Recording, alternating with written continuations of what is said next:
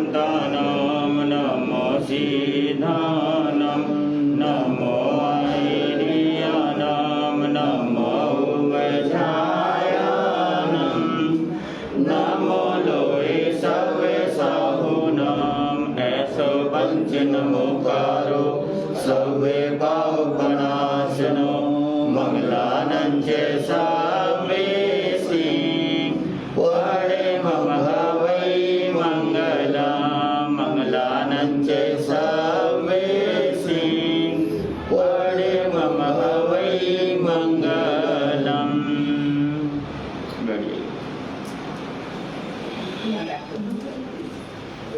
ये बुक पे जैसा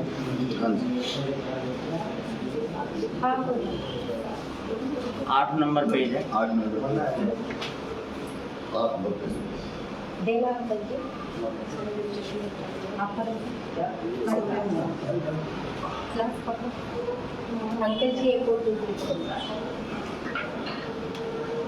और करे शुरू। जी गुरुदेव। तुम तरन तारण दुख निवारण भावी के जीव आराधनम श्री नाभिनंदन जगत वंदन मम निरंजनम जगत भूषण विगत दूषण प्राण निरूपमा ज्ञान रूप अनूप उपगम नमो सिद्ध निरंजनम गगन मुक्तिकान्वी सर्वबोध निवासनम ज्ञान ज्योति अनंतराजे नमो सिद्ध निरंजनम अज्ञानी निद्रा विगत वेदन दलित मोह निरायुषम नाम गोत्र निरंतराय नमो सिद्ध निरंजनम विगत क्रोधा मान योगा माया लोभ विसर्जनम राग द्वेष विमर्दनम नमो सिद्ध निरंजनम केवल ज्ञान लोचन ज्ञान सुख समीरम योगिनानिगम रूपम नमो सिद्ध निरंजनम योग में समुसरण मुद्रा परिवर्तनासनम सर्वदी से तेज रूपम नमो सिद्ध निरंजनम जगत जिनके दास राशि दास आस निरासनम त्रंध पे परमानंद रूपम नमो सिद्ध निरंजनम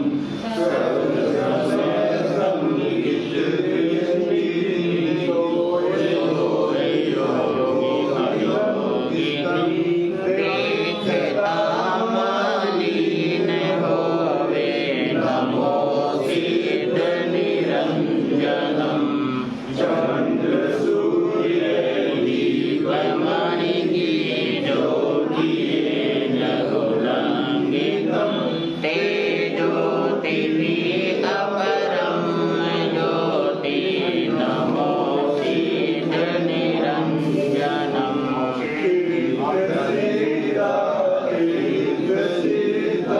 वेद पंचदशाधिकम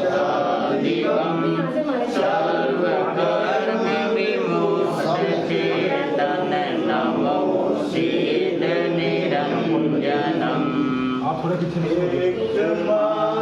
अनेक राज्य अनेक मारी एकम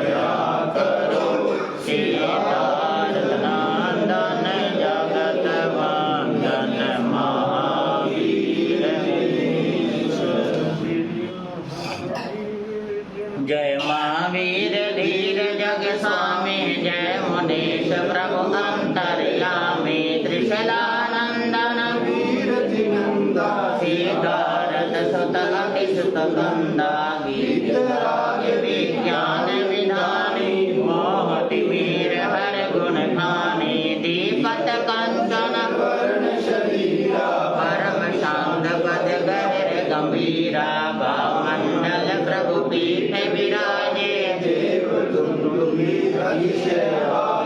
राजे तरु अशोक के नीचे करुणा से दोनों मृग सींचे सिर कर छात्र प्रभारी शोभे देव सुमन दृष्टि मन लोभे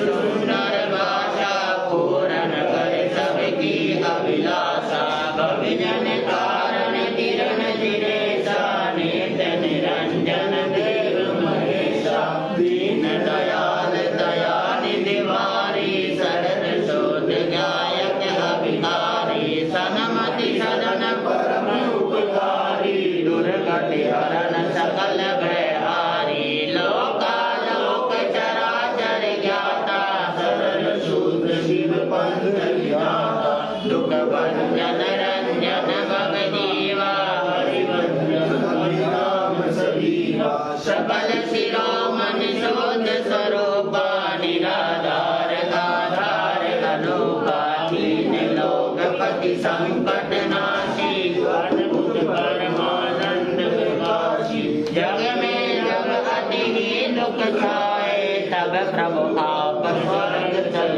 आए हिंसा हत्या कांड मिटाए त्याग करो गद बंद कराए अति परमारथ यह तुम कीना निर्मल ज्ञान जगत बोधीना ऋषि मुनि योगी जन जेते ध्यावे तुम्हें मुदित मन चेते सूर्य चंद्र इंद्रादि के देवा करे प्रभु तुम्हारी सब सेवा तुमसे नाम जपा जिन ध्याया अक्षय परम धाम जिन पाया श्रेणिक ने तुम शरणा लीना दही प्रभु निज संबल दीना दुष्कर काज जगत के सारे होए सुकर प्रभु तुम्हें सितार तुम ही नाथ देवन के देवा तुम ही कार करन जग केवा प्रभु तुमने बहु कृपा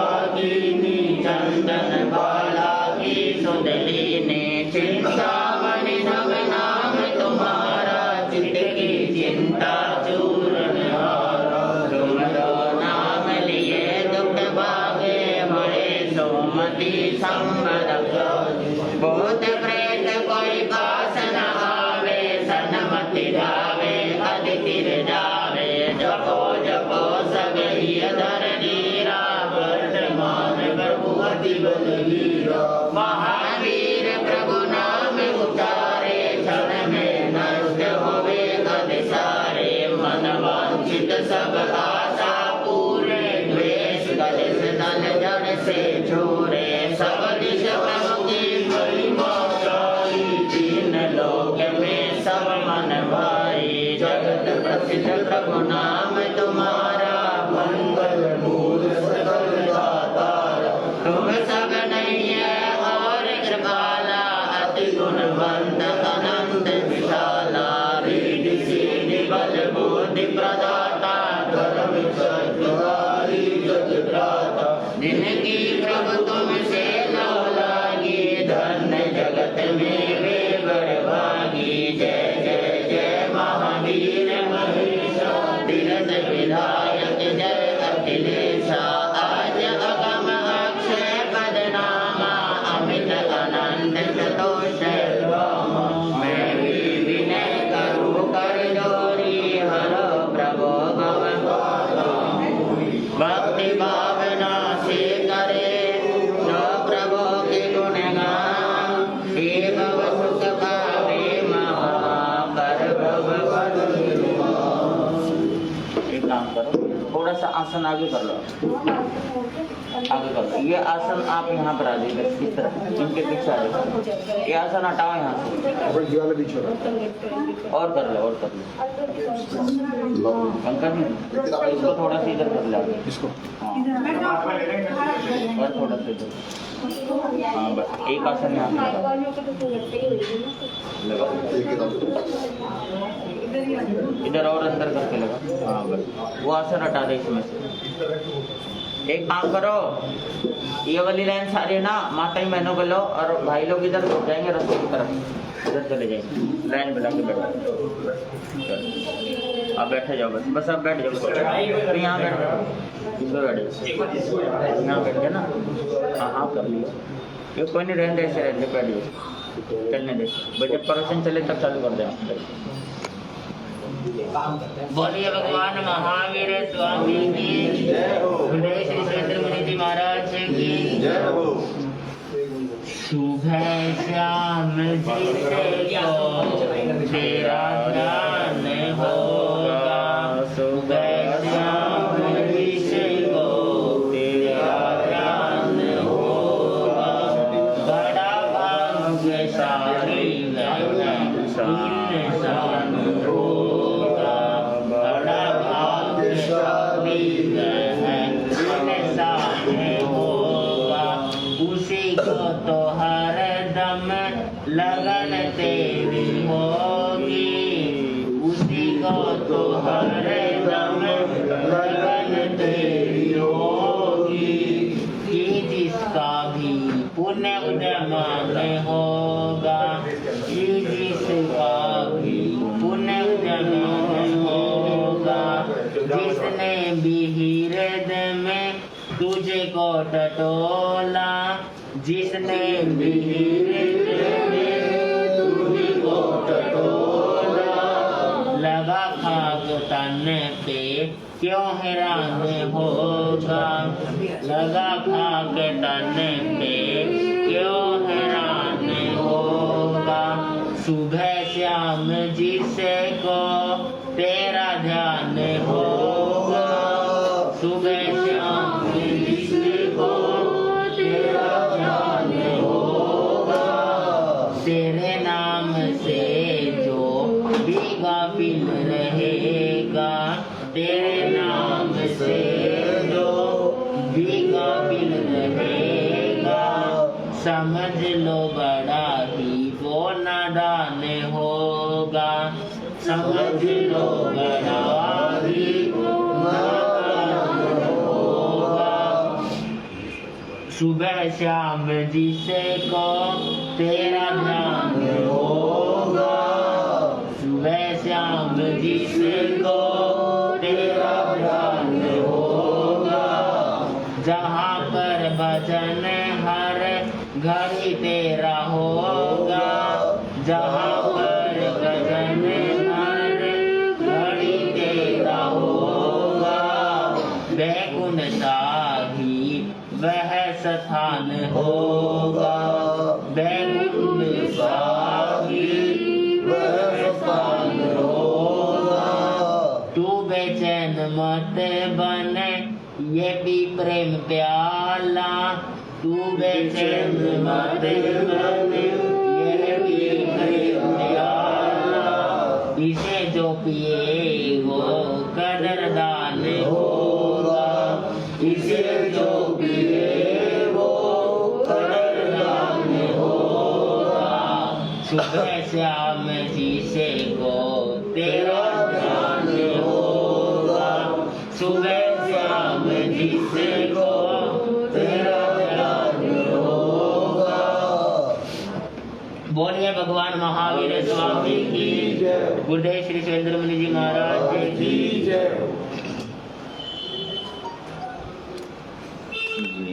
अचिलासन शांति सिंहासन, दोष विनाशन शासन संदन, सनमति कारण कुमति निवारण, भव भयहारण शीतल चंदन, जे करुणा वरुणालय जय जय, जीव सभी कर ते अभिनंदन, जय सुख कंदन दूरित निकंदन, जय जगवंदन त्रिशूलानंदन, जय जगवंदन श्री है समय नदी की धार के जिसमें सब बह जाया करते हैं। है समय बड़ा तूफान प्रबल पर्वत झुक जाया करते हैं। अक्सर दुनिया के लोग समय में चक्कर खाया करते हैं, लेकिन कुछ ऐसे होते जो इतिहास बनाया करते हैं। परम श्रद्धेय, परम आदरणीय, अनंतकारी पूज्य गुरुदेव के पावन चरणों में कोटिशः वंदन नमस्कार करता हूँ। उपस्थित मोक्षाभिलाषी पुण्यमान आत्माओं, आपके समक्ष परम वीतरागी प्रभु महावीर के अमृतमय वाणी कुछ समय के लिए रखने से पूर्व कुछ पंक्तियाँ हैं, सभी ध्यान से सुनेंगे और मिल कर के बोलेंगे। आज जो है लगभग 1 बजे से ठंडी ठंडी हवा चल रही है और सुबह होते होते तो और भी ठंडी ठंडी हवा क्या है हो गई थी, हवा भी तेज हो गई थी, हवा चल रही थी। ये जो हवा चल रही है तो हवा चल कर के हमारे पास एक संदेशा लेकर के आती है, वही मैं आपको सुनाने जा रहा हूँ। जो हवा का संदेशा है तो वो संदेशा हमें समझना बहुत ज़रूरी है। जब ठंडी हवा चले उससे भी ज्ञान लो, गर्मी आए तो उससे भी ज्ञान लो, धुंध हो तो उससे भी क्या लो, ज्ञान लो। धुंध होती है, सामने देखो कुछ भी नजर आता है ना, और नीचे देखो तो क्या होता है जी, सामने देखो तो कुछ नजर नहीं आएगा, नीचे देखो तो सब नजर आएगा। और नीचे गर्दन करके आप जहाँ मर्जी चलो आपको रास्ता नजर आएगा, मंजिल पे भी आप क्या हो जाते हैं, पर सामने से नहीं पहुँच पाते। ये भी एक प्रेरणा देती, धुंध भी कहती है कि भैया नजरें झुका कर चलो, दुनिया तरक्की करोगे और जहाँ पर आपने आँख उठा कर देख ली वहीं पर गिरोगे, ठोकर लगेगी। तो हर चीज़ दुनिया में जो कुछ भी हो रहा है, प्रकृति हमेशा संदेश देने के लिए आती है। बस ये है कि हम संसार के चकाचौंध में ऐसे फंसे हुए हैं, प्रकृति का, मौसम का जो ज्ञान होता है वो हम ले नहीं पाते। तो इसलिए आज जो है इसी बात पे चर्चा करेंगे, विचार करेंगे, थोड़ा सा सुनेंगे। बोले शरमन भगवान महावीर स्वामी की। हवा कहती है उड़ उड़ कर, ये जीवन हवा का झोंका है। हवा कहती है उड़ उड़ कर, ये जीवन हवा का झोंका है। इधर आना उधर जाना, आने जाने का झोंका है, आने जाने का झोंका है। हवा कहती है उड़ उड़ कर, ये जीवन हवा का झोंका है। हवा कहती है उड़ उड़ कर, ये जीवन हवा का झोंका है। राजा राणा छत्रपति हाथिन के असवार, मरना सबको एक दिन अपने अपने बार। ओ बंधु अपने अपने बार। हवा कहती है उड़ उड़ कर, ये जीवन हवा का झोंका है। हवा कहती है उड़ उड़ कर, ये जीवन हवा का झोंका है। दलबल देवी देवता, माता पिता परिवार, मरते बिरिया जीव को कोई न रखनहार। ओ बंधु कोई न रखनहार। हवा कहती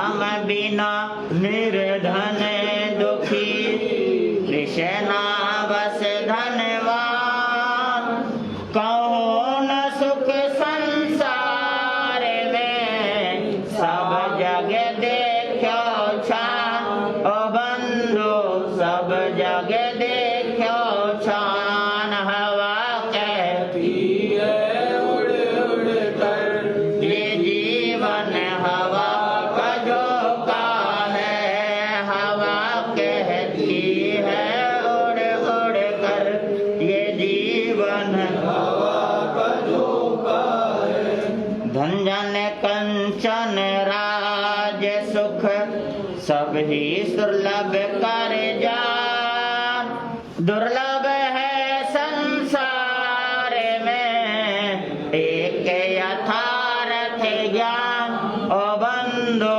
एक यथार्थ ज्ञान हवा ये जीवन हवा का झोंका है हवा कहती है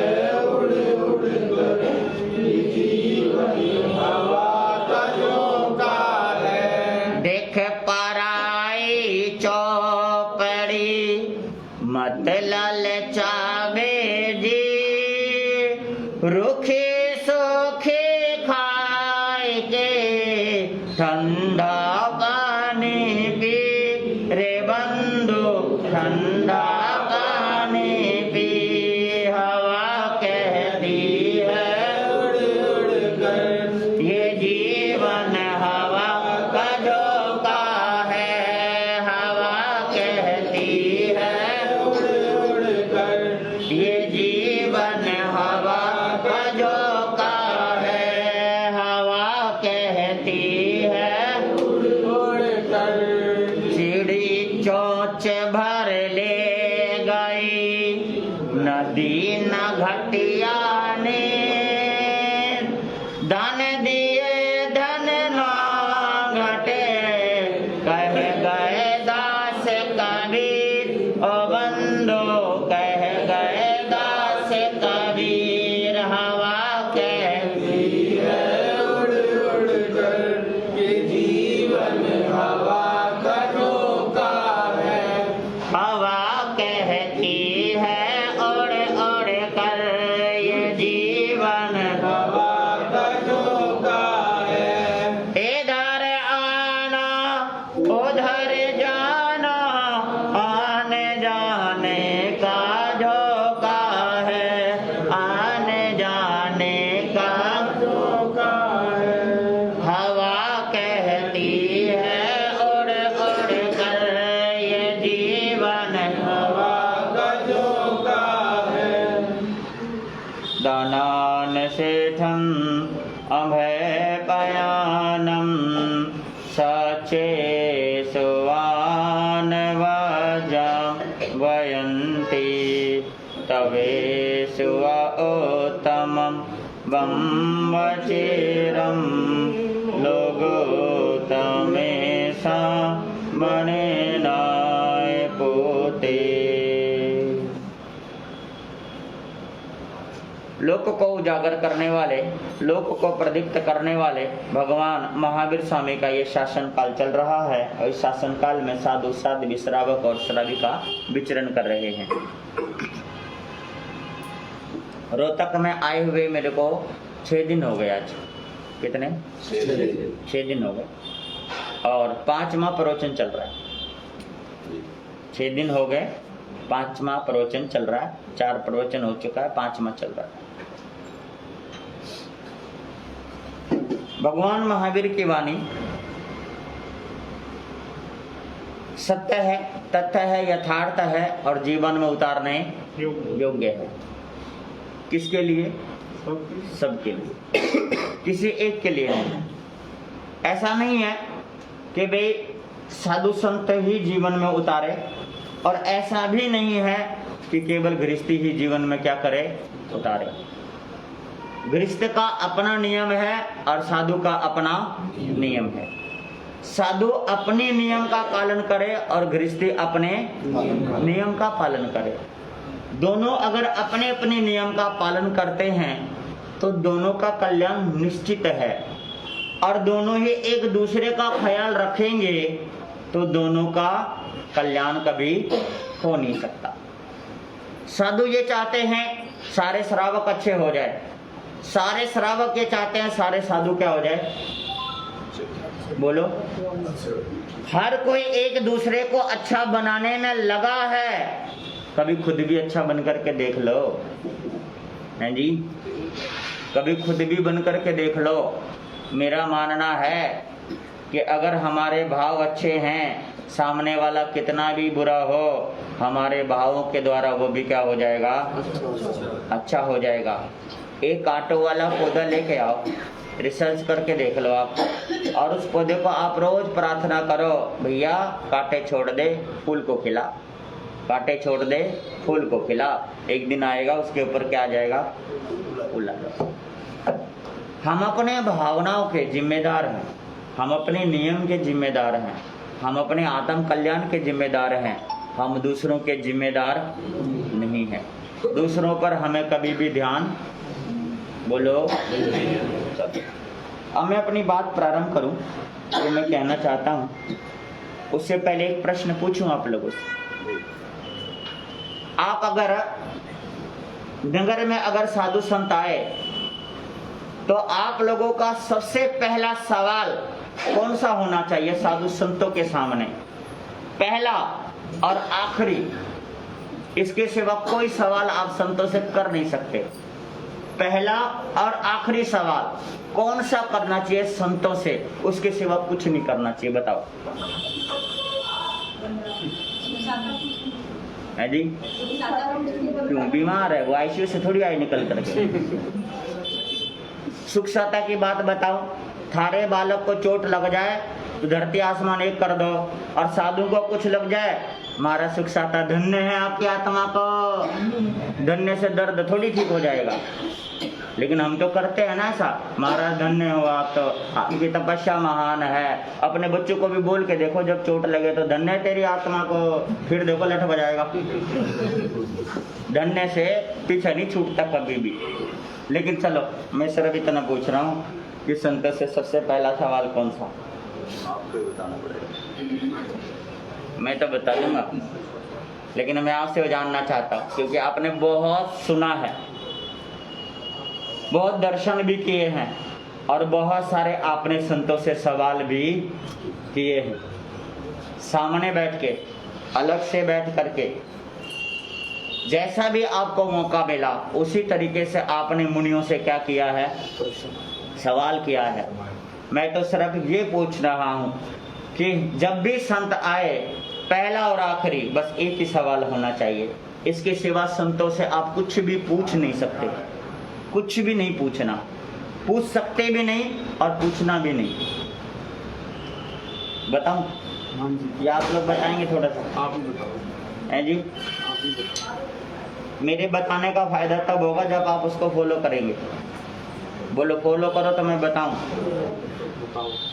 है जी, फॉलो करो तो मैं बताऊं। बोलो तो सारे ढीले ढीले बोल रहे, कैसे बताऊं? आप में लग ही नहीं रहा कि हाँ मैं आप सही बोल रहे हैं। जोश में होना चाहिए हमेशा। हाँ जी महाराज, हाँ जी महाराज, है ना। हमेशा जब भी सवाल किया जाए, आप बताओ कि अगर मैं बताऊं तो क्या आप उसका ध्यान रख सकते हैं? है जी, कौन कौन रखेगा? सारे, चल बोश। हाँ जी साहब, अब मैं आपको बता रहा हूं कि जब भी कोई साधु आए, कोई भी, क्या कोई भी, किधर से भी, कोई भी और किधर से भी साधु आए, तो आप उनसे सिर्फ ये सवाल करो, गुरु महाराज जिनवानी किस समय फरमाएंगे? क्या सवाल करेंगे? इसके सिवा कुछ पूछना नहीं, कुछ बोलना नहीं, ना आगे ना पीछे। आते ही महाराज कितने दिन रुकोगे, क्यों भगाने आए हो तुम? ने बताओ तो सही, कौन से टोले का हो?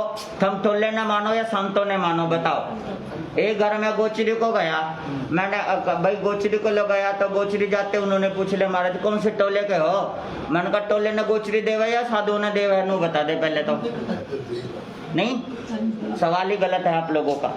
ये सवाल नहीं किया जा सकता। आपका सवाल नहीं है कि कौन से टोले का है वो, ये सवाल नहीं है आपका कितने साधु हैं वो, ये सवाल नहीं है आपका कि कहां से आए हैं और कहां जाएंगे, क्योंकि आप एक चातक पक्षी की तरह हो और संतों की वाणी उस स्वाति नक्षत्र की बूंद के समान है।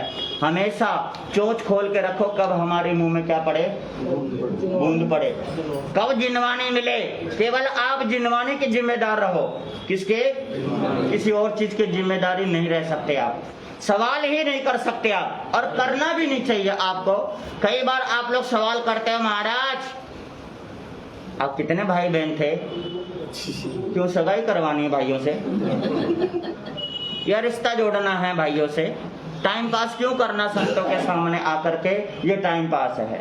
सिर्फ संतों से एक ही सवाल, कौन सा, जिनवाने किस समय भरवाएंगे, बस यही सवाल, आखिरी और पहला, पहला भी यही और आखिरी भी यही, बाकी दूसरा और तीसरा कोई सवाल ये आप संतों से नहीं कर सकते और ना ही आपको करना चाहिए भी नहीं, सवाल भी नहीं करना चाहिए, बस यही सवाल करें।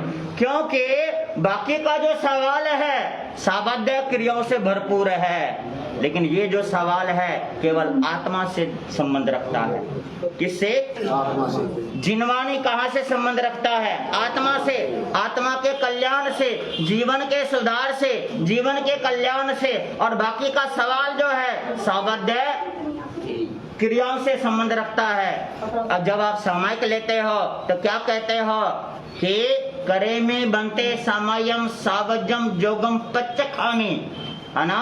तो जो सावध्य क्रिया है मैं उसका क्या कर रहा हूँ, त्याग कर रहा हूँ। तो जब आपने सावध्य क्रियाओं का त्याग कर दिया तो मुनियों से सावध्य क्रियाओं का सवाल कैसे कर सकते हैं आप लोग, बताओ ना, सही है गलत है जी। और रात दिन यही करो आप, नुका गलत है, रात दिन सवाल यही करो आप। जब भी मौका मिल गया सवाल कौन सा होता है, सावध्य क्रियाओं से संबंधित होता है।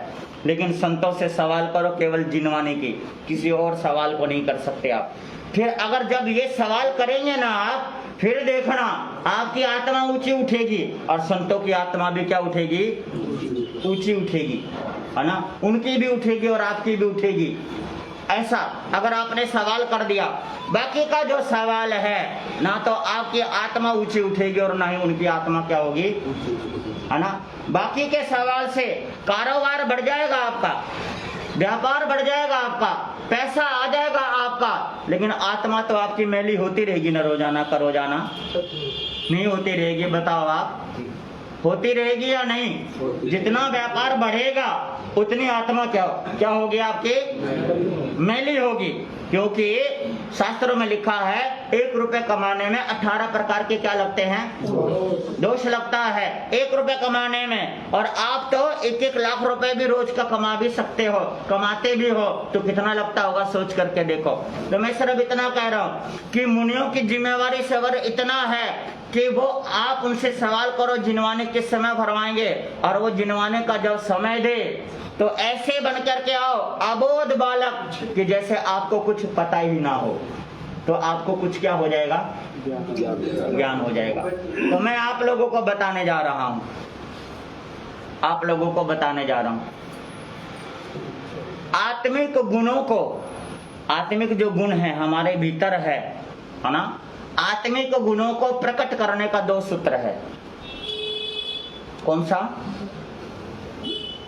आत्मिक जो गुण है ना, हमारे अंदर अनंत ज्ञान है, अनंत दर्शन है, अनंत चारित्र है, अनंत तप है और अनंत बल वीर्य है।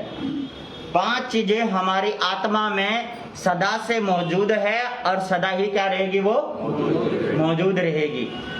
कहीं से वो उसने आना नहीं है और कहीं पर उसने जाना नहीं है, जाना भी नहीं है, आना भी नहीं है, बस उसको प्रकट करना है। प्रकट करना है। और प्रकट करने के भगवान महावीर ने 2 सूत्र बताए हैं, वही मैं आप लोगों को बताना चाहता हूँ। आप लोग उसे जाने, आप लोग उसे समझे, और जितना भी हो सकेगा आप लोग उसको अपने जीवन में क्या करना, उतार लेना। उतारना बहुत जरूरी है। जब तक जीवन में नहीं उतारेंगे तब तक कोई फायदा नहीं। आनंद ऋषि जी महाराज साहब, आचार्य भगवान आनंद ऋषि जी महाराज साहब, वो फरमाया करते हैं, अपने प्रवचन में फरमाते थे, वो ये कहते थे कि सुनो भाइयों, कि वस्त्र के दुकान पर वस्त्र का नाम लेने से या महीन बारीक देखने से या कीमत जानने से आपका तन ढकने वाला नहीं है। हलवाई की दुकान पर मिठाइयों के बारे में पूछने से कभी भी पेट भरने वाला नहीं है। उसे खाएंगे तो पेट भरेगा और वस्त्र पहनेंगे तो तन क्या होगा, ढकेगा। ऐसे ही जिनवानी को जिह्वा में नहीं, जिनवानी को जिह्वा में नहीं, जिनवानी को जीवन में उतारने का प्रयास करो।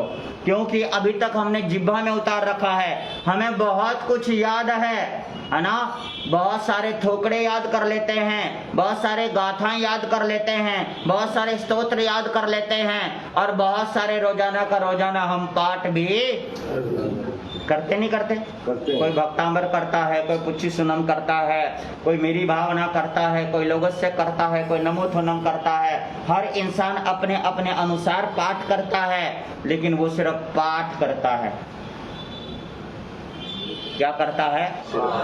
पाठ करता है, ड्यूटी करता है। ये मिला हुआ है, ये मुझे करना है। ये नौकरी की तरह आप कर रहे हो। जैसे 4 घंटे आपने ड्यूटी लगाई है स्कूल में, कॉलेज में या दुकान पर, 10 घंटे आपने ड्यूटी की है, वहां से ड्यूटी करे और थक हार के घर पे आ गए। और आप लोगों ने भी समय के लिए, 1 समय के लिए, 2 समय के लिए उसमें पाठ पढ़ा, और ऐसे अपने वस्त्र को उतारते जैसे थक के आए हो, थक हार के आए हो। चलो भाई अब थोड़ा सा क्या मिलेगा, हमें रेस्ट मिलेगा। बताओ कैसे रेस्ट मिलेगा? रेस्ट तो कर रहे थे। समय का मतलब क्या है बताओ? सारे क्रियाओं को छोड़ना जी।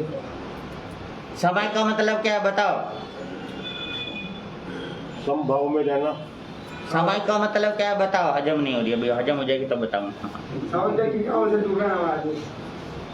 हो नहीं रहा। समय का मतलब बताओ? समय का मतलब है मन का आराम। किसको? मन को आराम दो। किसको दो? जब मन को आराम दे दिया तो फिर ऐसे कैसे छुटकारा पाना है कि समय कहोगे, 4 समय कहोगे, चलो भाई छुटकारा मिल गया। हम तो ऐसे ही महसूस करते हैं ना।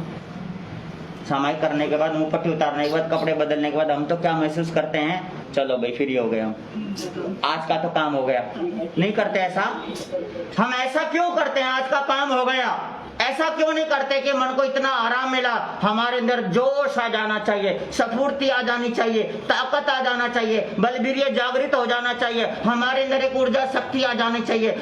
ये समय क्या है? ये हमारे लिए बैटरी चार्ज है, और चार्ज होने के बाद भी अगर लो होकर के चलेंगे तो समय का फायदा क्या हुआ? नहीं समझ में आ रही है? चार्ज होने के बाद भी अगर बैटरी लो है हमारी और लो होकर के चल रहे तो फायदा क्या हुआ बताओ ना? समय वेस्ट कर दिया। हैं जी? समय वेस्ट कर दिया। तो रोज ही तो कर रहे हैं। समय वेस्ट कर दिया तो मैं तो कर रहा हूँ, रोज ही तो कर रहे हैं, रोज ही तो कर रहे हैं। उसको करने से ऊर्जा आनी चाहिए। क्या आनी चाहिए? ऊर्जा। समय करने से क्या आनी चाहिए? ऊर्जा। प्रवचन सुनने से, जिनवानी सुनने से ऊर्जा आनी चाहिए, है ना? जैसे आप पीते हो, कभी पिया आप लोगों ने? बोलो। एक ही चीज पूछ रहा हूँ, कभी पी है? बियर है, बोतल है, कभी पी है? पीने के बाद क्या चढ़ता है? नशा चढ़ता है, लेकिन वो नशा उतर जाता है। लेकिन जिनवानी भी पियो, पर नशा चढ़ा के पियो।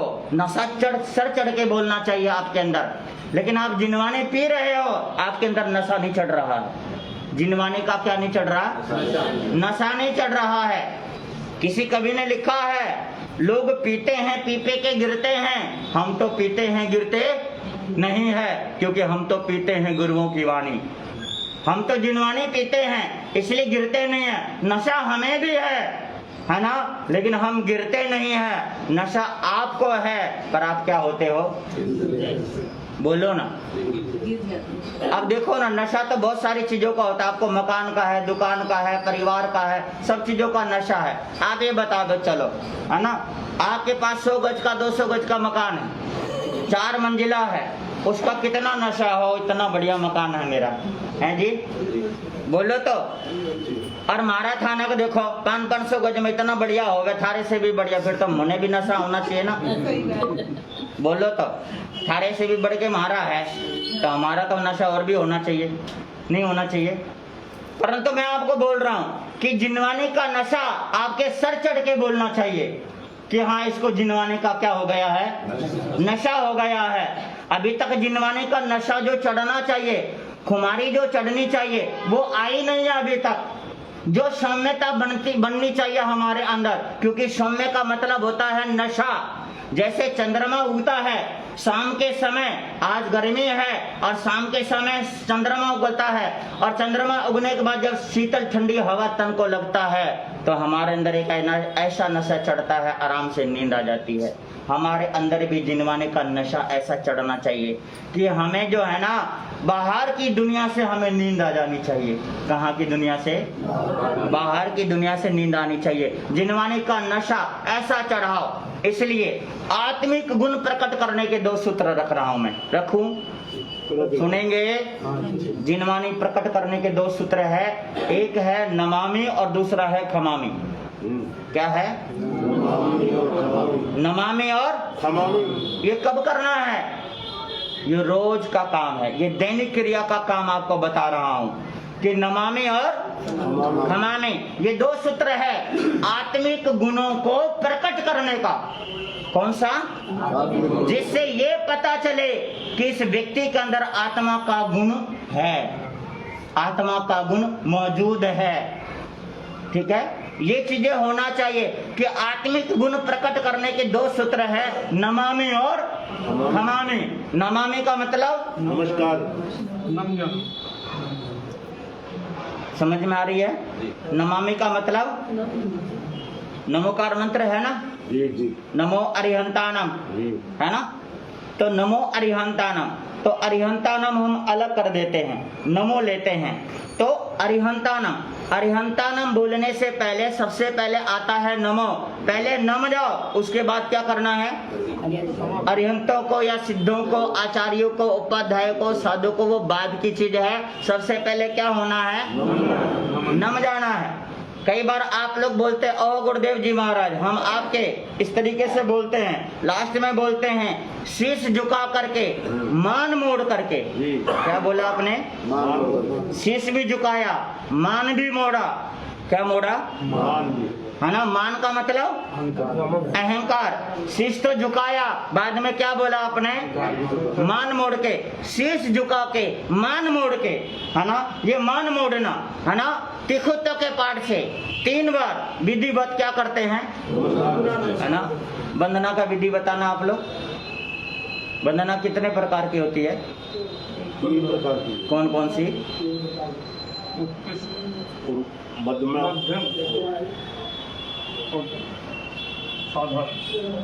उत्कृष्ट वंदना किसे कहेंगे? उठ बैठ करके, हैं जी, उठ बैठ करके, खड़े होकर के, उठ करके। आप ध्यान देना, उठ बैठ करके क्या करना? वंदना।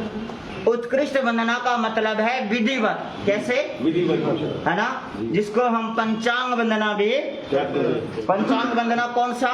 दोनों हाथ, दोनों घुटने और शीश एक जगह इकट्ठा होना चाहिए। कैसे? एक जगह इकट्ठा होना चाहिए, एक जगह झुक जाना चाहिए। इसको बोलते हैं कौन सी वंदना? उत्कृष्ट वंदना, पंचांग वंदना। और आप लोग कैसे करो? मथे वंदना, एक बार घुमाया हो गई वंदना।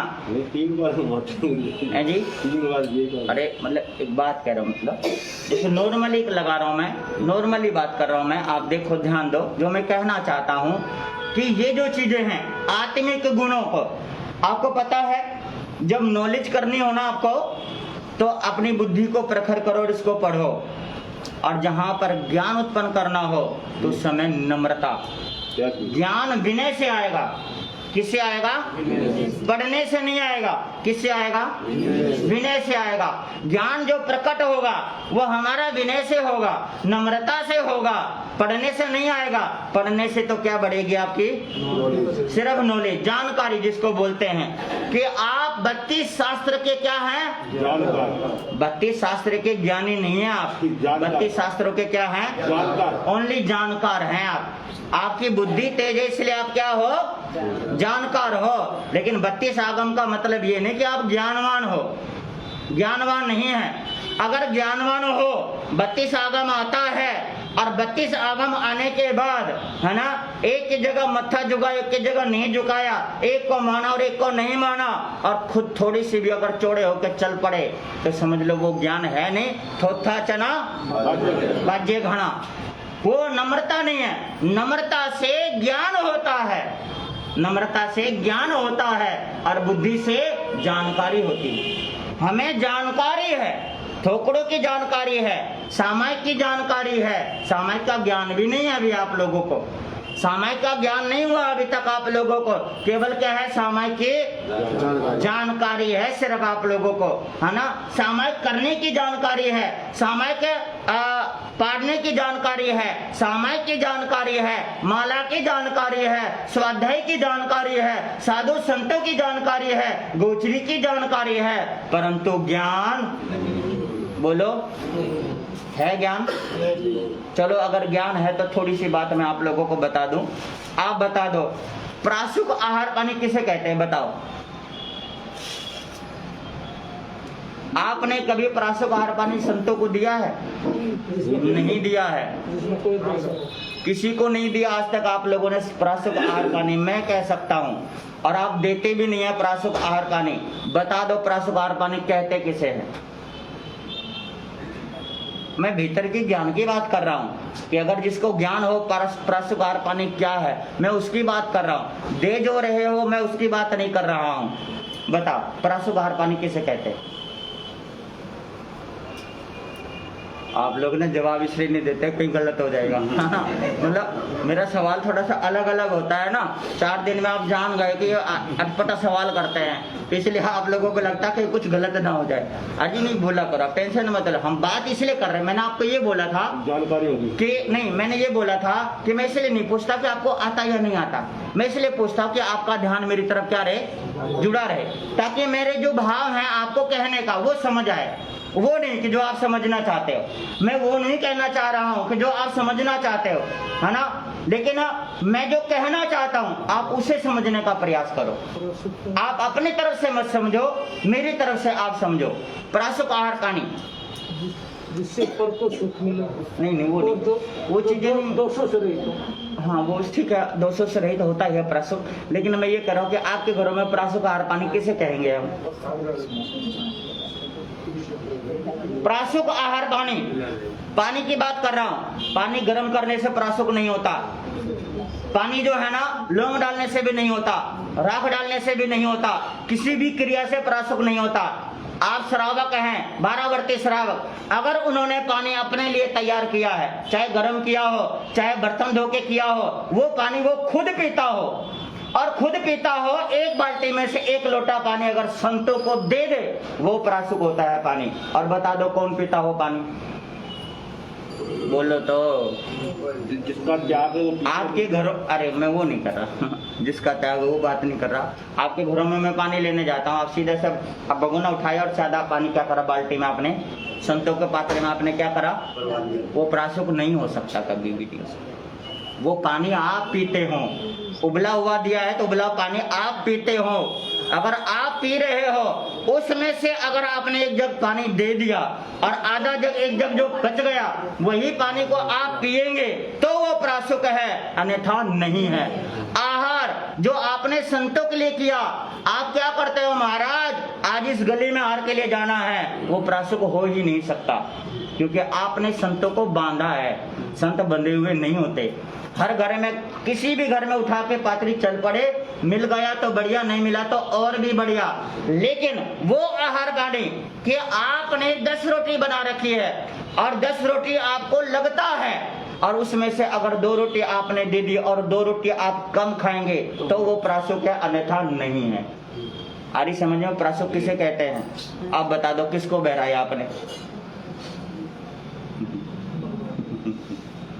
मैंने बहराया गुरुदेव। आपने बहराया जी। कितनी बार? एक ही बार जोग लगा गुरुदेव। एक ही बार जोग लगा, देख लो मैंने बनाया गुरुदेव कितनी बार। कभी निर्दोष आहार बिल्कुल जो मैं बोल रहा हूँ ये शास्त्रों की बात कर रहा हूँ मैं, कि हमें जो है ना जानकारी नहीं होनी चाहिए, हमें उस चीज का क्या होना चाहिए? ज्ञान होना चाहिए। क्योंकि गोचरी देने में भी दोष लगता है और गोचरी लेने में भी क्या लगता है? दोष लगता है। हमें भी लगता है और आपको भी लगता है।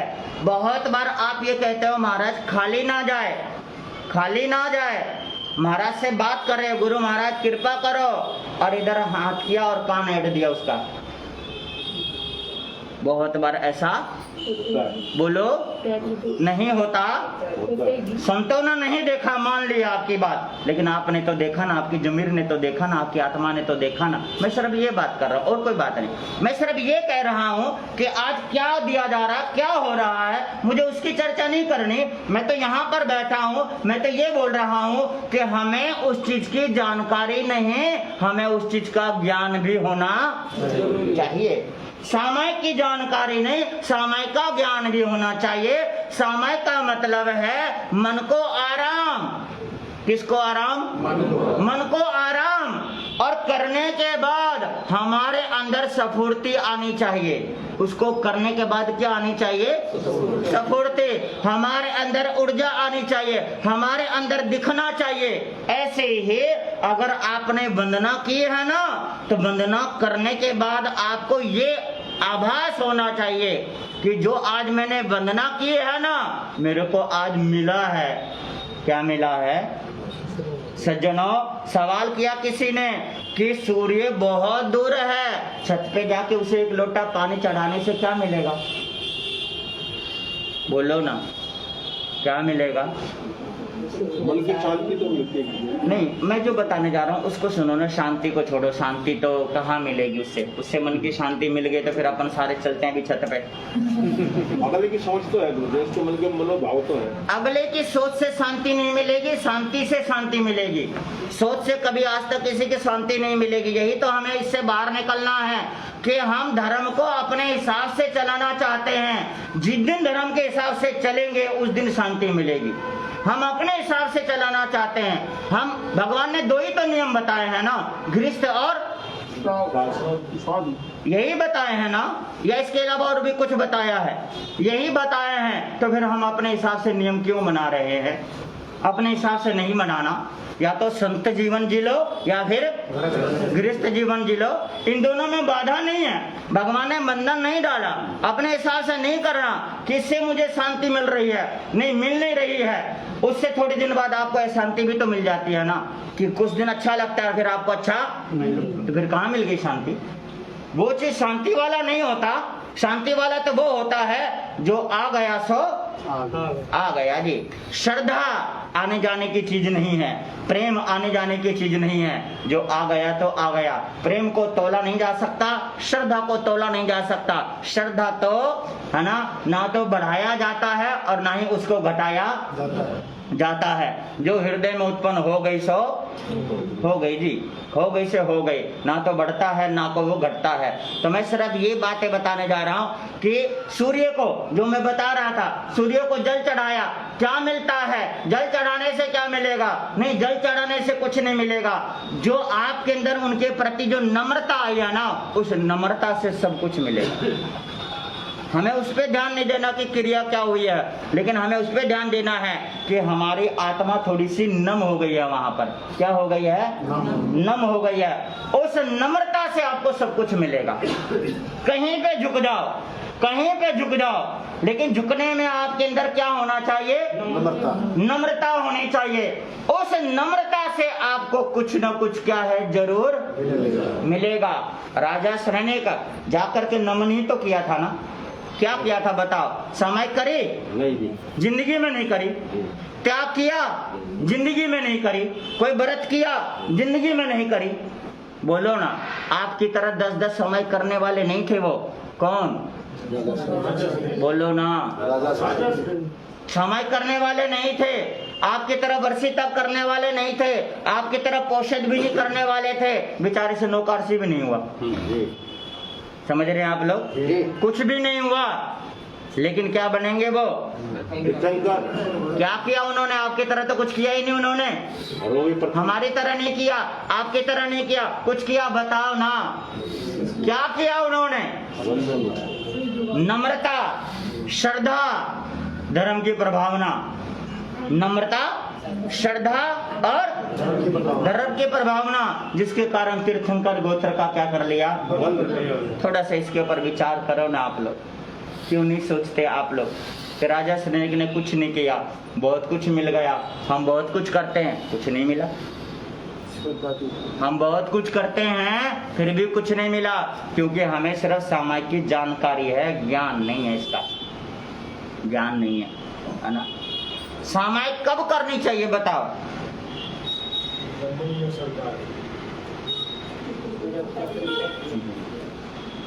सामायिक कब करनी चाहिए? जब मन को आराम चाहिए। सामायिक कब करनी चाहिए? जब मन को आराम हो। जब आराम हो तब करो, और आराम चाहिए तब करो।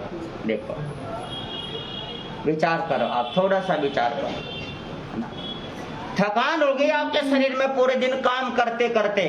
थकान दूर करने के लिए आराम करना चाहिए। क्या करना चाहिए? बस उस समय सामायिक लेके बैठो, आपको क्या मिलेगा?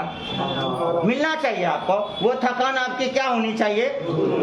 ये नहीं कि मैं थक के आया हूँ, आज की सामायिक रह गई है, बस सामायिक ले ली और बड़ी मुश्किल से घूम के इधर होके टहल करके किसी तरीके से हमने 48 मिनट क्या किया जी? पूरे किया जी। चलो हो हे भगवान, आज मेरे नियम टूटने से बच गया। हाँ, बढ़िया हो गया। बट नियम टूटने से तो बच गया, भले आदमी। मिला तो कुछ नहीं, मिला तो कुछ नहीं। मैं करो नियम रोज ही तोड़ लो, क्या फर्क पड़ता है? तोड़ लो, पर अच्छे से तो कर लो। तोड़ लो नियम, कुछ नहीं फर्क पड़ता। भगवान महावीर ने कहा है कि सुमोरी जितना पर्वत ओगे की रजोहरण की मुपट्टी की सारी ढेर कर दो तब भी कल्याण होने वाला, कर करके ढेर लगा दो तो भी नहीं होएगा। लेकिन एक सामायिक से भी आत्मा का कल्याण हो सकता है, पर कैसा होना चाहिए? मन को आराम। सामायिक करते ही आपके अंदर एक ऊर्जा, एक ऐसी नम्रता होते ही, झुकते ही आपके अंदर कुछ न कुछ क्या है? आप जब संतों के आगे झुको ना, तो वहां से आप पॉजिटिव एनर्जी लेकर अगर नहीं उठे तो झुकने का आपका कोई औचित्य नहीं है, औचित्य नहीं है। माँ बाप के चरणों में झुकने से आपके अंदर ऊर्जा नहीं मिली ना, तो झुकने का कोई फायदा नहीं है। और झुकते भी कहाँ हैं आप लोग? पहले तो चरण छूते थे, अब तो गोड्डा छूते। पहले चरण छूते थे तो चरण से आचरण शुद्ध होता था। क्या? चरण छूते थे तो चरण से आचरण शुद्ध होता था। आज गोड्डा छूते तो गोड्डे में दर्द होता है। होता वही है, ट्रांसफर तो होगा। ट्रांसफर तो होता है आज भी, लेकिन गोड्डा छूने से गोड्डे में दर्द आता है, और चरण छूने से जीवन में आचरण आता है। ये हमेशा ध्यान रखना। लेकिन छूना किसको है? चरण को। लेकिन चरण कहाँ छूते हैं? क्या छूते हैं? गोड्डा छूते हैं, है ना। मैं बहुत बार देखता हूँ, बड़े लोग आते हैं, सब आते हैं, है ना, और कोई छोटा गया ऐसा कर लेते हैं, है ना। बताओ कि छुट्टी भर है थारे, नू बताओ ना, थारे छुट्टी भर है, नू कर ले। बता क्या करंट लगा है या करंट मारा है, ये करा है, नू बताओ। लेकिन हमें समझना है नम्रता क्या है। झुकना ही नम्रता नहीं है। हमारे भीतर में क्या होना चाहिए? ज्ञान, आत्मिक गुण प्रकट करने का सूत्र बता रहा हूं मैं, वैसी चीजें नहीं बता रहा हूं। आत्मा का गुण जो प्रकट होगा, इतना आसान नहीं प्रकट होना। नम्रता का होना हमारे अंदर बहुत क्या है? ऐसा नहीं है मैं सुना रहा हूं तो मेरे अंदर ऐसा नहीं होना चाहिए। मेरे अंदर भी ये चीजें आना चाहिए और आपके अंदर भी वो चीजें। मैं दोहरा रहा हूं, मैंने वहां सुनाया था जनता नगर में, मैं भगवान और गुरु को सीधा चैलेंज करके रखता हूं, सीधा का सीधा, ठीक है ना। लेकिन ये अभिमान नहीं है, ये मेरे आत्मा का स्वाभिमान है। ये कि मैं चैलेंज करके रखता हूं उनको कि तू क्या चीज है, तू आशीर्वाद देगा। मेरे दिल में अगर श्रद्धा होगी तो तेरा हाथ अपने आप ही आ जाएगा। श्रद्धा सामने वाले को झुका देता है। सजनों, इन बाजुओं के बल से 10 लोगों को जीत सकते हैं, लेकिन इन बाजुओं को जोड़ करके हम लाखों लोगों को अपने आगे झुका सकते हैं। समझ में आ रही है? कितने लोगों को झुका सकते हैं? लाखों लोगों को झुका सकते हैं, लेकिन हमें टूटना मंजूर है, झुकना मंजूर नहीं है। हमारी कल्चर ऐसी हो गई है, हमारी सभ्यता ऐसी हो गई है, हमारी सोच ऐसी हो गई है, हम टूट सकते हैं पर हम झुक नहीं सकते हैं। हमें झुकना बहुत जरूरी है। चलो अब सवाल कर रहा हूं आप लोगों से। आप लोग जितने बैठे हो, किसी न किसी गुरु महाराज की गुरु धारणा ले रखी है। आप लोगों ने, मैं आपसे सवाल सीधा सीधा कर रहा हूं, क्या आप लोगों ने किसी को गुरु बना रखा है? बोलो, है ना? बना रखा है ना? यही सबसे बड़ी गलती है। उल्टा लग रहा है ना? मैं बोलता उल्टा हूं, सीधा सीधा समझना, मैं समझाऊंगा दोबारा से। गुरु बनाना बहुत ज्यादा गलत है, कभी बनाना नहीं चाहिए, किसी को भी गुरु नहीं बनाना चाहिए। गुरु बनाना ही आपका गलत है। क्यों गलत है? क्योंकि आपने नहीं बनाया, वो तो बने बनाए हैं। आपने क्या बनाया गुरु उनको? बताओ आप। अरे मैं वो बात नहीं कर रहा, वो शब्द उच्चारण मत करो, मैं बिल्कुल नहीं कर रहा वो वाला, मतलब सामाजिक कोई बात नहीं है यहाँ पर। मैं सिर्फ ये बात कर रहा हूँ कि कभी भी गुरु नहीं बनाना। गुरु क्यों होते हैं आप बनाने वाले? वो तो बने बनाए हैं। आपने कहाँ बनाया? वो तो बने बनाए हैं। जब दीक्षा ले ली उन्होंने, पंच महाव्रत धारण कर लिया, वो गुरु बन गए। आपने क्या बनाया? कुछ नहीं बनाया। आप कभी गुरु मत बनाओ। आप क्या बनाओ? कुछ नहीं बनाना, आप उनका शिष्य बनो। गुरु बनाने में अहंकार दिख रहा है कि आपने गुरु बनाया उनको, लेकिन शिष्य बनोगे तो नम्रता दिखेगा। आप शिष्य बनो, गुरु मत बनाओ उनको। किसी को भी बनाओ, किसी का भी धारणा लो, उसकी कोई बात नहीं, लेकिन गुरु मत बनाओ। क्या बनो? समझ में आ रही है बातें? शिष्य बनने में नम्रता है। जिस समय पांचों पांडव और कौरवों की परीक्षा हो रही थी, तो उस समय भीष्म पितामह ने उससे कहा, सबसे कहा अपना अपना परिचय दो। सबने परिचय दिया। जब उस समय अर्जुन से कहा, अर्जुन तुम अपना परिचय दो। उन्होंने कहा द्रोण शिष्य अर्जुन। तो कहा माता पिता? कहते नहीं, इस समय मेरी ज्ञान की परीक्षा हो रही है। ज्ञान की परीक्षा में सिर्फ गुरु आता है, माँ बाप नहीं आता। और हमें आत्मा का ज्ञान प्रकट करना है, जिसमें ना माँ, ना बाप, ना भाई, ना बहन, ना रिश्ते, ना नाते, ना धन, ना दौलत, कुछ भी नहीं आता, केवल नम्रता आता है। क्या आता है? आपसे अगर पूछे आप कौन हैं, मैं उनका शिष्य हूँ। वो मेरे गुरु नहीं हैं। मुझे नहीं पता वो मुझे मानते या नहीं मानते, मुझे अपना पता है कि मैं उनको मानता हूँ। मैं उनका छोटा सा क्या हूँ, है ना? आप क्या कहते हो? आप क्या कहते हो? अरे जा करके मेरा नाम ले लियो गुरु महाराज से। अरे क्या बात है, तू उनका बाप है क्या? क्यों ले ले नाम? आप कहते हो जाके मेरा नाम लियो, फिर देखियो। नहीं समझ रहे आप? बताओ, आप उनके बाप हो? क्यों ले ले नाम उनके आगे? या आपका नाम सुन करके वो क्यों खुश हो जाए? क्या दे दिया आपने उनको? बताओ, क्यों बोलते हैं आप ऐसा? ये अहंकार की भाषा है आपकी, इसलिए तो आप गुरु से अछूते रहते हैं। गुरु चरणों में रहकर भी अछूते हैं आप लोग। गुरु चरणों में रहकर भी अछूते हैं। जो ज्ञान होना चाहिए, जो ज्ञान मिलना चाहिए, जो विनम्रता होनी चाहिए, जो समझदारी आनी चाहिए, जो गुण प्रकट होना चाहिए, वो हो नहीं रहा। क्यों नहीं हो रहा? क्योंकि आप चाहते हो, ओहो 10 लोगों के बीच में गुरु ने मेरा क्या लिया है, मैं उनका प्रिय हूँ। नहीं, वो मेरे प्रिय हैं, मैं उनका प्रिय नहीं बनना चाहता। वो उनको मैं अपना प्रिय बनाना चाहता हूँ। मैं उनको दिल में बसाना चाहता हूँ। मैं उनके दिल में बसना, उनके दिल में कभी मत बसना। उनके चरणों में हनुमान जी की तरह। हनुमान जी कहाँ रहते थे? कहाँ रहते थे? चरणों में रहने के कारण आज देखो भक्त शिरोमणि कितना ऊंचे हैं वो, है ना? जितना मंदिर राम का नहीं, इतना मंदिर हनुमान का है। जितने लोग भक्त राम का नहीं, उतने भक्त किनके हैं? है या नहीं? किसके कारण? चरणों में। सज्जनों, चरणों में स्वर्ग होता है, चरणों में ज्ञान होता है, है ना, चरणों में विनम्रता होती है, ज्ञान प्रकट होता है। लेकिन आप तो गुरु के सिर पे बैठने के लिए क्या रहते हैं? बोलो ना, नहीं रहते?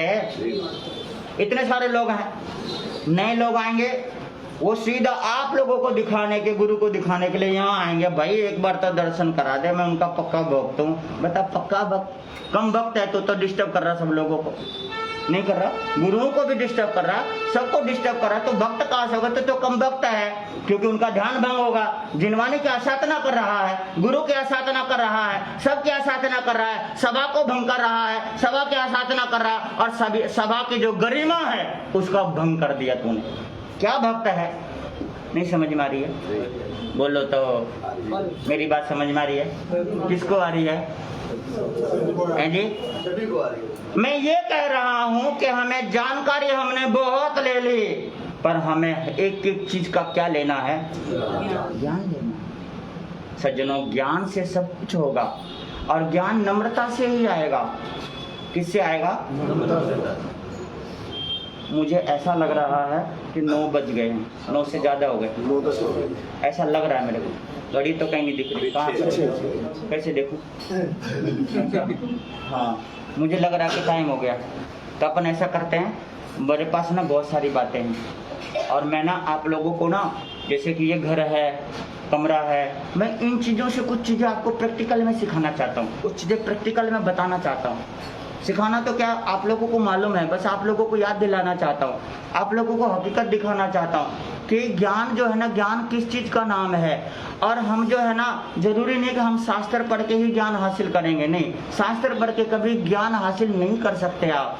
शास्त्र पढ़ के आप क्या कर सकते हैं? सिर्फ जानकारी कर सकते हैं। आप जानकार कहला सकते हैं, ज्ञानवान नहीं कहला सकते हैं। ज्ञानवान तो तभी कहलाएंगे चाहे भगवान के एक ही शब्द कर लो, प्रैक्टिकली विचार करो।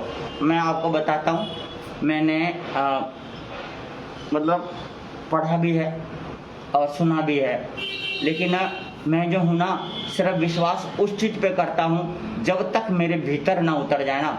चिंतन करके एक बात को मैं कीड़े की तरह उसे रगड़ता हूँ अच्छी तरीके से, जब तक वो मेरे प्रैक्टिकली कुछ हो ना जाए ना, और कहीं पर दिख ना जाए ना, तब तक मैं उसे स्वीकार।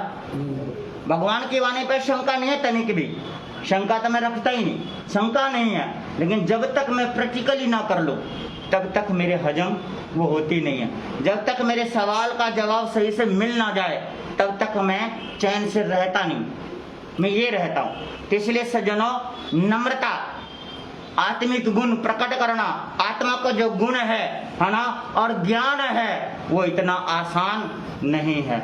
मैं जानकारी नहीं लेना, हमें ज्ञान लेना है, चाहे हो थोड़ा, क्या हो, थोड़ा हो, चाहे बिल्कुल जरा सा हो, पर हो पक्का। क्या हो पक्का। समझ रहे हो ना आप? हो पक्का, हो थोड़ा पर हो पक्का, है ना। लेकिन अगर नम्रता आ गई तो थोड़ा नहीं, इतना मिलेगा। कितना मिलेगा सज्जनों? देखो ना आप कि एकलव्य को गुरु ने सिखाया कुछ? जी नहीं। बोलो ना, नहीं सिखाया ना, पर क्या मिल गया? सब कुछ मिल गया। अर्जुन को सिखा रहे थे ना, एकलव्य को सिखाने से मना कर दिया। एकलव्य को सिखाया नहीं, अर्जुन को सिखाया। जिसको सिखाया वो अधूरा रह गया, जिसको नहीं सिखाया वो पूरा हो गया। क्योंकि अर्जुन से भी ज्यादा ज्ञान किसको हो गया था? एकलव्य को। इसलिए द्रोणाचार्य को शंका हो गई थी कि ये पूरे हस्तिनापुर को मिट्टी में मिला देगा, इसलिए गुरु दक्षिणा के रूप में इसका क्या ले लो, तो उन्होंने लिया था। लेकिन जब गुरु दक्षिणा मांगी ना, तब भी उसने नहीं सोचा कि ये क्यों मांगी, झट से क्या करा जी, एक पल नहीं लगाया उसने, या लगाया? वो ज्ञान है। आज इतिहास के पन्नों पर लिखा हुआ है, कौन? एकलव्य। गुरु के प्रति अगर श्रद्धा की बात आती है ना, तो एकलव्य का नाम सामने आता है। भगवान महावीर स्वामी के शिष्य का जब नाम लो तो गौतम स्वामी का नाम आता है, क्योंकि गौतम स्वामी क्या थे जी? विनम्र थे, है ना। उनको ज्ञान बहुत था, पर भगवान के सामने कैसे आते थे? अज्ञानी होकर के आते थे, बालकपन से आते थे, है ना, बालकपन से। कहते हैं गुरुओं के पास आओगे अकड़ के तो जाओगे सिर पकड़ के। है ना, समझ रहे हो ना। और खाली होके आओगे तो भर के जाओगे। कैसे होके आओगे? भर के नहीं आना। संतों के पास कभी भर के नहीं आना, हमेशा जब भी आना कैसे आना? चाहे साधु छोटा हो चाहे बड़ा हो। बड़े और छोटे की कोई डेफिनेशन नहीं होता, पंच महाभारत एक जैसा होता, उसमें बड़ा और छोटा सिर्फ उम्र ही तो बड़ी छोटी होती है, दीक्षा ही तो बड़ी छोटी होती है, लेकिन ज्ञान छोटा बड़ा। जो ज्ञान आपको हो सकता है कि 90 साल का साधु ना सिखा सके, हो सकता है एक दिन का साधु भी आपको बता दे। ज्ञान आत्मा का विषय है, ज्ञान उम्र का विषय नहीं है, ज्ञान दीक्षा का विषय नहीं है, ज्ञान पंच महाभारत का विषय नहीं है, ज्ञान तो यहाँ का विषय है ना। ज्ञान है ना, दिमाग से आपको जानकारी मिलेगी, लेकिन आत्मा से आपको क्या मिलेगा? ज्ञान। लेकिन किससे मिलेगा? नम्रता से। बस ये चीजें समय आप लोगों का हो चुका है, अपन फिर बात करेंगे, क्योंकि इसमें बात रह रही है। ये 2 बातें सुनाना है। अब 2 बातें एक दिन में पूरा होगा या 2 दिन में, वो मुझे नहीं पता, क्योंकि जब सुनाने बैठते हैं तो जब मतलब सुनाते हैं तो लगता है कि भाई इतने से में पूरा हो जाएगा। जब सुनाने बैठते हैं तो अंदर से, जब हम दिल से सुनाते हैं तो अंदर से आता है, और अंदर तो भंडार है ना। अंदर तो क्या है? भंडार है। बुक में तो जितनी पेज है उतना ही है सिर्फ, लेकिन अंदर क्या है? इसलिए मैं ये कह रहा हूँ कि मैं जो हूँ ना अंदर से बोलता हूँ, आत्मा से बोलता हूँ। जब आत्मा से बोलता हूँ ना तो आप लोग भी आत्मा से इसको सुनने का क्या करो? प्रयास करो। बस एक चीज चलते चलते जरूर मैं कहना चाहूंगा। एक बार क्या हुआ, एक चिट्ठी थी जी, क्या थी? अब दूसरी चिट्ठी से उस चिट्ठी की ना फ्रेंडशिप हो गई। क्या हो गई? फ्रेंडशिप हो गई। अब जियो का सिम चल रहा था फ्री का, पहले शुरू में तो फोन चल रहा था जियो का फ्री का, जी सब ने सिम ले ली। अब वो चिट्ठी जो थी ना अपने फ्रेंड से व्हाट्सएप पे बात करती थी, जैसा भी करती थी, है ना, बड़े अच्छे से प्यार से बातें करती थी, है ना, एक दूसरे के साथ रहना, घूमना फिरना, सारे काम करना, ऐसा चल रहा था। एक दिन एक बनिया की दुकान खोली थी, और उस समय बनिया ने चीनी की बोरी खोली। पहली वाली चिट्ठी वहां पहुंची और चीनी की बोरी में घुस गई तो खाया तो उसको बड़ा क्या आया? बहुत आनंद आया, बिल्कुल आनंद आया। उसने सोचा मैं अपनी सहेली को बुला लूं। उसने कॉल किया और सहेली को बोला तू आजा जल्दी से। क्या कर, आज तो हमारी मौज होगी जी, है ना। कई दिनों की पार्टी चलेगा यहाँ पर, कई दिन अपन यहीं रहेंगे बनिए की दुकान पे और खूब मजे करेंगे, है ना। तो कहते फिर कैसी लगती है वो चीनी? कहा बड़ी मीठी है। क्या है? बड़ी मीठी है, खा के बड़ा मजा आता है, तो आजा जल्दी से। वो बेचारी भागी आई, सारा काम छोड़ के आ गई। आके कहते कहाँ है? कहते ये चढ़, ऊपर चढ़, जल्दी चढ़। वो चढ़ी बेचारी, खा के देखा, उसको अच्छा नहीं लगा, खारा लगा। कहा कि तूने तो कहा था चीनी मीठी है, ये तो मीठी नहीं है। कहते बावली मेरे को तो मीठी लगी, तेरे को मीठी क्यों नहीं लगी? पता नहीं क्या हो गया, है ना। तो उसने सोचा, दिमाग लगा करके विचार क्या, कहता है तू मुंह खोल के दिखाइए एक बार। मुंह खोल के दिखाया तो उसके मुंह में ना नमक की डली थी। नमक की डली थी तो उसको बोले निकाल इसको। निकाला उसको, जैसे निकाला बोला खाया तो उसको क्या आया जी? मजा आया। उसने कहा भाई तूने तो बोला था ना वही आया आनंद। इसलिए मैं आप लोगों को कह रहा हूँ जिनवानी सुनो, पर क्रोध मान माया लोभ राग द्वेष की खारा नमक निकाल के यहाँ पर आओ, पर खारा नमक निकाल के आना, आपको जिनवानी में बड़ा स्वाद आएगा, बड़ा आनंद आएगा, इतना आनंद आएगा, आहा आनंद की अनुभूति होगी। सज्जनों मैंने आपको यही कहा था कि आप कभी भी ये मत कहना कि बड़ा मजा आया, संतों ने बहुत को सुनाया। प्रशंसा मत करना, पसंद करना। प्रशंसा बहुत कर लिया आपने, महाराज आपने बहुत बढ़िया सुनाया, महाराज बहुत मजा आ गया। नहीं, मजा नहीं आना चाहिए आपको, आत्मा का आनंद आना चाहिए आपको। क्या आना चाहिए? सुन करके आत्मा का आनंद आना चाहिए, मजा नहीं। यहाँ मजे लेने नहीं आना, मजे लेने आना तो मॉल में जाना, वहाँ बड़ा मजा मिलेगा, यहाँ नहीं मिलेगा। यहाँ तो क्या मिलेगा? आनंद मिलेगा, आनंद मिलेगा, आत्मा का आनंद। किसका? दिमाग का मजा नहीं, क्योंकि मजे तो आप दिमाग से लेते हो, लेकिन आनंद कहाँ से आता है? आत्मा से आता है। इसलिए आनंद लो, मजे मत लो। मजे लेने का मतलब है दिमाग यूज कर रहे हो, और आनंद लोगे तो क्या यूज कर रहे हो? आत्मा, है ना। ना, इसलिए आत्मा का आनंद प्रकट करो। बस इतनी सी बात है। बातें और भी है आपके सामने आएगी कि आत्मा को गुण प्रकट करने के लिए नम्रता, किस प्रकार से नम्रता, कैसे सीखें, कैसे जाने, ये चीजें मैं आप लोगों को बताना चाहता हूँ। छोटी छोटी चीजें है ना, कल आपके सामने आएगी कि कैसे कैसे सीखा जा सकता है, कैसे कैसे जाना जा सकता है, कैसे कैसे समझा जा सकता है। मैं वो चीजें आपको बताना चाहता हूँ कि शायद आप लोगों ने विचार नहीं किया होगा। आपके घरों में, आपके कमरे में ऐसे ऐसे मोटे मोटे ग्रंथ मैंने देखे हैं, मेरे को दिख रहा है, हर कमरे में दिख रहे हैं कि मोटे मोटे ग्रंथ हैं, जिनवाणी हैं, भगवान की वाणी है। बस मैं आपको बताना चाहता हूँ कि आप उसे पढ़ा करो। किसको? वो बुक नहीं है पर जिनवाणी है, वो बुक नहीं है, जिनवाणी है ना। वो प्रभु नहीं है पर प्रभु की वाणी है। वो सब कुछ दर्शा रहा है। वो चीजें मैं आपको याद दिलाना चाहता हूँ, आपको दिखाना चाहता हूँ। इस वजह से समय पर आएंगे और उस चीज को सुनेंगे, मिलकर के 2 पंक्ति बोलेंगे। धर्म कल्याणकारी है, धर्म की महिमा न्यारी है, कभी ये तुम भुलाओ ना। धर्म कल्याणकारी है, धर्म की महिमा न्यारी है, कभी ये तुम भुलाओ ना। लिया शरणा सदा जिसने, किए दुख दूर है उसने, कभी ये तुम भुलाओ ना। लिया शरणा सदा जिसने, किए दुख दूर है उसने, कभी ये तुम भुलाओ ना। धर्म की जड़ हमेशा हरी होती है, उसकी जड़ के तले हमेशा क्या होना चाहिए? पेड़ पे चढ़ के नहीं, तल के नीचे हमेशा बैठना चाहिए, ताकि ठंडी छाया भी मिले, फल भी मिले, पत्ते भी मिले, फूल भी मिले, सब कुछ मिले और उसकी नमी भी आपको प्राप्त हो। इसलिए नम्रता से नमी के नीचे हमेशा रहना, कभी ऊपर बैठने का प्रयास नहीं करना।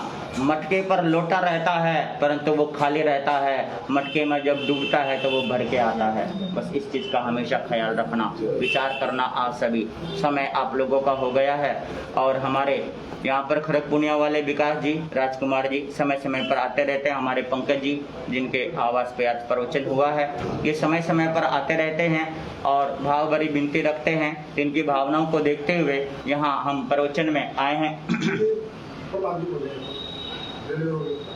अच्छा बोलेंगे, बोल लीजिए। परम पूज्य, परम श्रद्धेय चमत्कारी बाबा श्री परम शुभ जी महाराज के पौत्र शिष्य श्री सुरेंद्र मुनि जी महाराज साहब थाने 2 के पावन चरण कमलों में समस्त रोहतक जैन समाज की तरफ से कोटि शवन नमस्कार करते हुए सुख्याता करता हूँ। बड़ा अच्छा लगा गुरु जी के प्रवचन सुन के। अभी गुरु जी ने बताया कि मैं तो बाहर था 5-6 दिन से, कि गुरु जी 5-6 दिन से रोहतक में विराजमान हैं। तो सबसे पहले तो मैं गुरु जी को बताना चाहूँगा कि हमारे यहाँ पर 3 समाज हैं, 3 एरियो के अंदर सांख्य हैं, लेकिन कहीं पर भी गुरु जी विराजमान हो, हर आदमी, हर क्षेत्र का आदमी हमारे हर समाज के अंदर सम्मिलित होता है प्रोग्राम के अंदर। तो आज गुरु जी का यहाँ पर प्रवचन हुआ, भाई विकास जी के यहाँ पर, भाई पंकज जी के यहाँ पर ये प्रवचन हुआ। तो मैं ये समाज की तरफ से विनती करूंगा कि रेल रोड जय स्थानक पर गुरु जी पधारें और अपना अच्छा समय दे करके वहाँ पर भी जो आदमी आने से वंचित रह गए हैं, जिनको प्रॉपर समाचार नहीं मिल सका है, वो स्थानक में पहुँचेंगे और धर्म लाभ लेंगे। उसके साथ साथ एक सूचना और यहाँ पर कुछ नए भाई मेरे को नजर आ रहे हैं, मैं देना चाहूँगा कि आने वाली 22 तारीख को सोनीपत के लिए गुरुदेव श्री अरुण मुनि जी महाराज के चरणों में जाने के लिए जो वर्षी तप पारने का वहाँ पर कार्यक्रम है 22 तारीख को, तो वहाँ के लिए समाज की तरफ से एक बस की व्यवस्था की गई है, जो कि सुबह 6:30 बजे जर्जा रोड वेस्ट गर्ल्स कॉलेज के सामने से चलेगी। तो जो भाई भी जाना चाहता हो वो हमारे लाला मोतीराम जी को या और किसी पदाधिकारी को अपना नाम लिखवा दें, ताकि उनकी भी व्यवस्था की जा सके। ये बस बिल्कुल निःशुल्क होगी, तो सभी इस बात का ध्यान रखें। इन्हीं शब्दों के साथ मैं पुनः गुरु जी का आभार व्यक्त करते हुए उनके चरणों में विनती लगाता हूँ कि वो अपना ज़्यादा से ज़्यादा समय रेल और समाज को दें। धन्यवाद। जय महावीर। प्रवचन का समय यही रहेगा 8 से 9 बजे का। सभी जने ध्यान देंगे, 8 से 9:15 या 9 बजे का। तो सभी जने प्रवचन में, कल का जो प्रवचन है वो रेलवे रोड जैन स्थानक में रहेगा।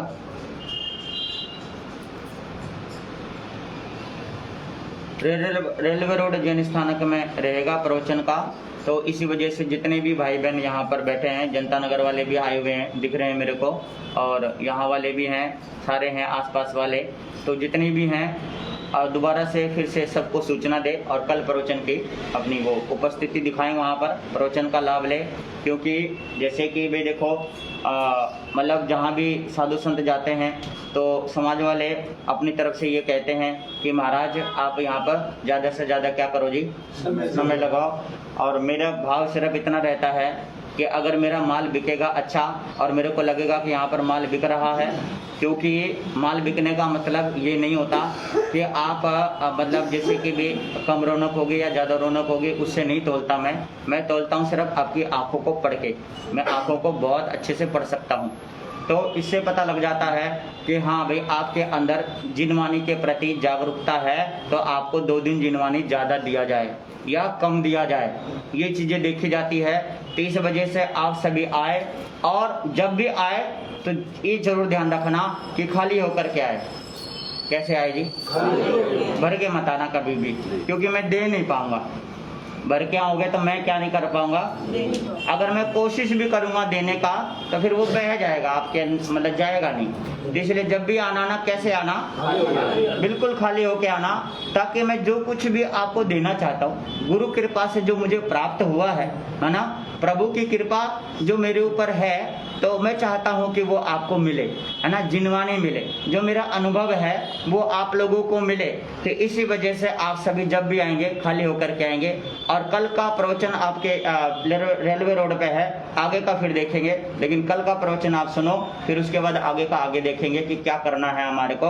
क्योंकि कल का मैं आप लोगों को देखूंगा तभी मैं परसों का बताऊंगा, है ना, क्योंकि मैं देखता हूँ, मैं इस चीज को देख सकता हूँ, परख सकता हूँ, जान सकता हूँ। तो इसी वजह से मैं आपको देख करके तब आपको बताऊंगा। तो इसलिए कल के लिए आप सभी बढ़ चढ़ के जो प्रवचन में अभी तक नहीं आए हैं उनको बोलो, माना। जिस तरीके से आपके घर में किट्टी पार्टी होती है, शादी का सालगिरह होता है, बच्चों का जन्मदिन होता है, या कोई भी कार्यक्रम होता है, या गीतों का बुलावा दे के आओ, प्रवचन का भी करके आओ, थोड़ा सा प्रचार करो, प्रसार करो, आप सभी करो।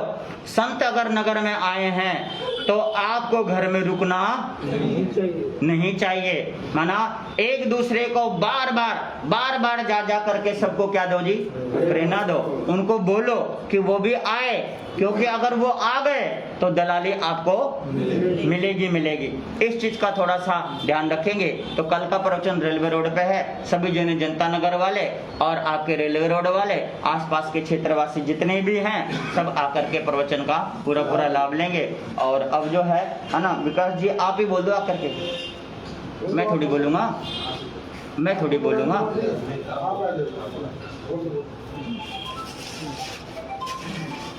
बोल दो एक बार, अपनी तरफ से बोल दो। गुरु जी के चरणों में वंदना। सभी भाई बहनों को सूचित किया जाता है कि मंगल पाठ सुनने के बाद नाश्ता का प्रोग्राम है, नाश्ता लेकर हमें दे दो। ठीक, सभी जने ध्यान रखेंगे। और आज जो है 1 बजे तक हम यहाँ पर है, 1 बजते ही, क्योंकि 1 बजे तक मेरा मौन होता है, गोचरी लेकर आते हैं, तो गोचरी लेते ही मेरा मौन का समय पूरा हो जाता है। इस वजह से गोचरी लेकर आएंगे तो मौन का समय हो जाएगा, तो मौन करके ठीक 1 बजे स्थानक की ओर प्रस्थान करेंगे, इसका ध्यान रखेंगे। ठीक है, आप सभी अपने अपने स्थान पर खड़े होकर जयकारा बोलेंगे, मंगल पाठ सुनेंगे। करो। बोलिए श्रीमन भगवान महावीर स्वामी की जय हो। आचार्य सम्राट पूज्य गुरुदेव श्री शिव मुनि जी महाराज की जय हो। शाने दिन शासन चमत्कारी बाबा पूज्य गुरुदेव श्री प्रेम सुख जी महाराज की जय हो। प्रज्ञा महर्षि पंडित शास्त्री उपेंद्र मुनि जी महाराज की जय हो। पूज्य गुरुदेव श्री शिवेंद्र मुनि जी महाराज की जय हो। सब साधु सतियों की जय हो। जय धर्म की जय हो। इको तो आया ही करेमि वंदामि रामं स्वामी सत्कारेमि सम्मानेमि कल्याणं मंगलां देव्यां चे देखतो वाहनं करेमि वंदामि रामं स्वामी सत्कारेमि सम्मानेमि कल्याणं मंगलां देव्यां चे देखतो वाहनं करेमि वंदामि रामं स्वामी सत्कारेमि सम्मानेमि कल्याणं मंगलां देव्यां चे